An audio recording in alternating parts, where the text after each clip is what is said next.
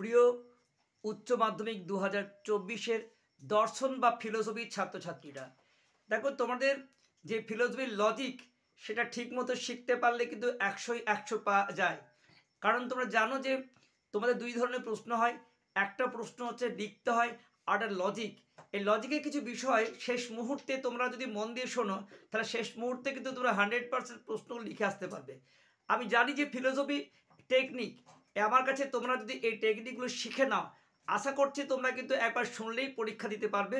তাই এখনও যারা লজিক সম্পর্কে একটু ভয় আছে তারা একটু মন দিয়ে শোনো, এবং অবশ্যই তোমরা এই মুহূর্তে আমি চ্যালেঞ্জ দিচ্ছি, খুব মন দিয়ে শুনলে তোমরা কিন্তু ফিলোসফির পাতায় পুরো নাম্বার পাবেই। তাই হোক, যাই বন্ধুরা আছো তাদের প্রত্যেককেই এই ভিডিওটি শেয়ার করে দিও, এবং আমার যারা চ্যানেল সদস্য আছো মোস্ট ওয়েলকাম। চলো দেরি না করে আমি বলে দিই তোমাদের ফিলোসফির কোন কোন বিষয়গুলো মাথায় রাখবে। দেখো, আমাদের কাছে একটা খুব গুরুত্বপূর্ণ পদ্ধতি আছে, সহপরিবর্তন পদ্ধতি। কাকে বলে? সহপরিবর্তন পদ্ধতি হচ্ছে যে দুটো বিষয় যদি একসঙ্গে বৃদ্ধি পায় কিংবা একসঙ্গে হ্রাস পায়, কিংবা একটা বৃদ্ধি পাচ্ছে একটা হ্রাস পাচ্ছে, এইরকম কোনো ঘটনা ঘটলে সেটাকে বলা হয় সহপরিবর্তন পদ্ধতি। কি বললাম? দুটো ঘটনা যদি একই সঙ্গে বৃদ্ধি পায়, কিংবা দুটো ঘটনা যদি একই সঙ্গে হ্রাস পায়, কিংবা একটা বৃদ্ধি ঘটে অপরটা হ্রাস ঘটে, অপরটা হ্রাস ঘটে অন্যটা বৃদ্ধি করে, এইরকম কোনো ঘটনা ঘটলে তাকে বলছি আমরা কি? সহপরিবর্তন পদ্ধতি।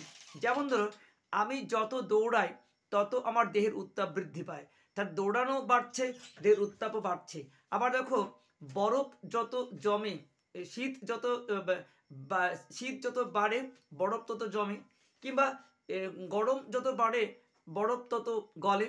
তা এই যে দুটো একসঙ্গে বৃদ্ধি ঘটছে, এগুলো কিন্তু প্রত্যেকটাই সহপরিবর্তন পদ্ধতি। আর কি? সহকার্যকে কারণ মনে করার দোষ। কাকে বলে?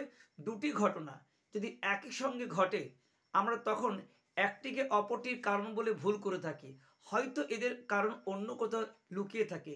এটাকে আমরা সহকার্যকে কারণ মনে করার দোষ বলা হয়। যেমন দেখো, দিনের পর রাত্রি হলো, দিন এলো রাত্রির কারণ, এটা সম্পূর্ণ ভুল ধারণা। দিনের পর রাত্রি হবে এটা অবশ্যম্ভাবী ঘটনা, কিন্তু দিন ও রাত্রি উভয়েরই কারণ কি হবে? চন্দ্র সূর্যের মিলিত আকর্ষণ। তাহলে কি দিন রাত্রি এরা কেউ কারো কারণ নয়। জোয়ার উপর ভাটা হলো, ভাটা হলো জোয়ারের কারণ, এটাও কিন্তু ভুল ধারণা। কারণ জোয়ার যখন উঠেছে ভাটা হবেই। চন্দ্র সূর্যের আকর্ষণে তোমরা জানো সমুদ্রের বা নদীর জল ফুলে ওঠে জোয়ার, আর নেমে যাওয়াটায় ভাটা।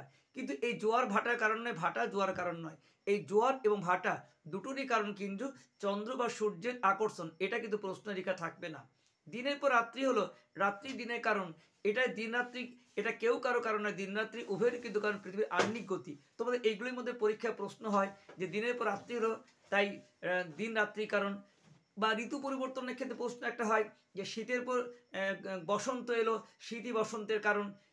কিন্তু শীত বসন্তের কারণ নয়, শীতের পর বসন্ত আসবেই, এটা অবশ্যম্ভাবী ঘটনা। কিন্তু শীত বসন্ত দুটোরই কারণ পৃথিবীর বার্ষিক গতি বা পরিক্রমণ গতি। এগুলো তোমরা কিন্তু নিচু ক্লাসে ভূগোলে পড়ে এসেছো।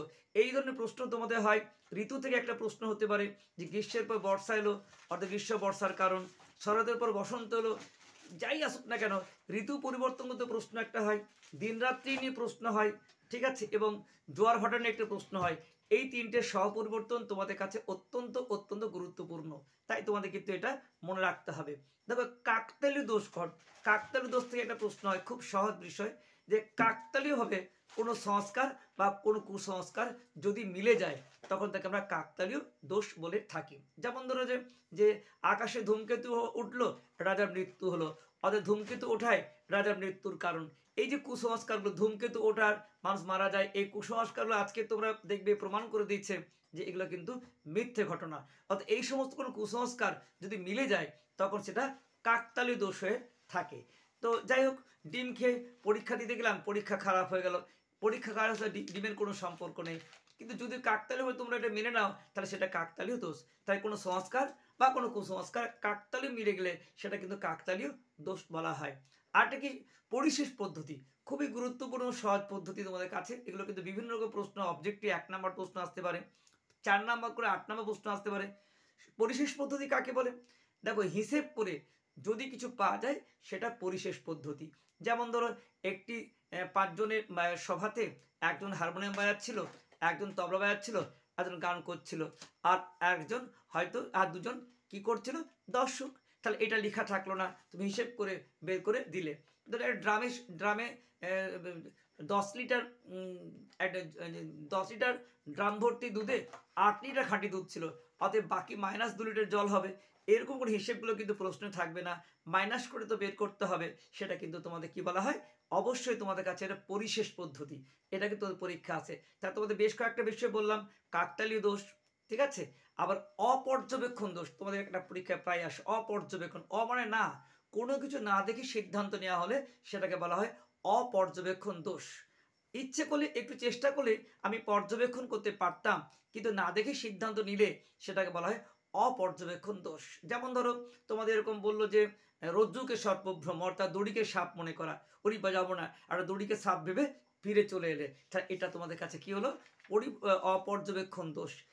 আকাশে ধোঁয়া উঠছে, অতএব নিশ্চয়ই আকাশে আগুন লেগেছে, তো তুমি দেখলে না যেটা আগুন নাকি তোমার ধোঁয়াশা, এটা দেখলে না, তাহলে এটা অপর্যবেক্ষণ, না দেখে সিদ্ধান্ত নিলে সেটাকে আমরা বলছি অপর্যবেক্ষণ দোষ। তাহলে বুঝতে পারছো যে এটা অবৈধ সামান্যীকরণ দোষ। এটা কাকে বলে, এটা খুব সহজ পদ্ধতি। অবাধ অভিজ্ঞতার ভিত্তিতে কোনো সিদ্ধান্ত নেওয়া হলে সেটাকে বলা হচ্ছে অবৈধ সামান্যীকরণ দোষ। এটা কিন্তু তোমার পক্ষে হয়তো সঙ্গে সঙ্গে মেটানো সম্ভব নয়। তোমার দীর্ঘ অভিজ্ঞতার ভিত্তিতে জেনেছো যে তোমাদের ধরো কাক কালো হয়, কিন্তু তুমি জানো না যে বিদেশের অনেক কাকে কিন্তু সাদা। অনেকে জানে হাতি কালো হয়, কিন্তু থাইল্যান্ডের হাতি কিন্তু সাদা। তাহলে এইভাবে কিছু আমার সারা জীবন দেখার ভিত্তিতে যদি বলে দাও কাক হয় কালো, তাহলে ভুল ধারণা। যদি তোমার জীবনে দেখা সমস্ত হাতিকে দেখে বলো সব হাতি হয় সাদা, ভুল ধারণা।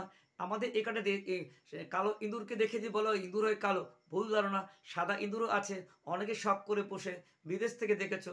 একসময় বলতে জবা লাল, এখন ভ্যারাইটিস জবা পেয়ে যাচ্ছ, অর্থাৎ জবা লাল নয়, জবা নানা রকম কালার আছে, হলদে আছে, লাল আছে, নীল আছে, ভ্যারাইটিস।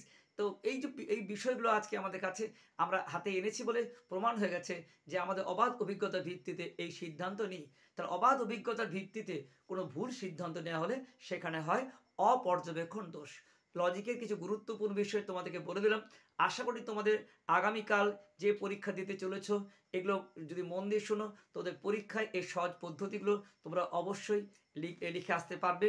তো তোমরা আজকের এই শেষ মুহূর্তের এই শেষ সাজেশন তোমাদের কেমন লাগলো অবশ্যই কমেন্টে জানিও, এবং অবশ্যই তোমরা কিন্তু পরীক্ষা ভালো দেবে, এবং আজকে তোমাদের বেশি সময় নষ্ট না করে তোমরা এটা ভালো করে শোনো, এবং প্রিয় বন্ধু ও বান্ধবীদের মধ্যে এই শেষ মুহূর্তের শেষ লজিকগুলো শেয়ার করে দাও। বেস্ট অফ লাক, সকলের পরীক্ষা ভালো হোক।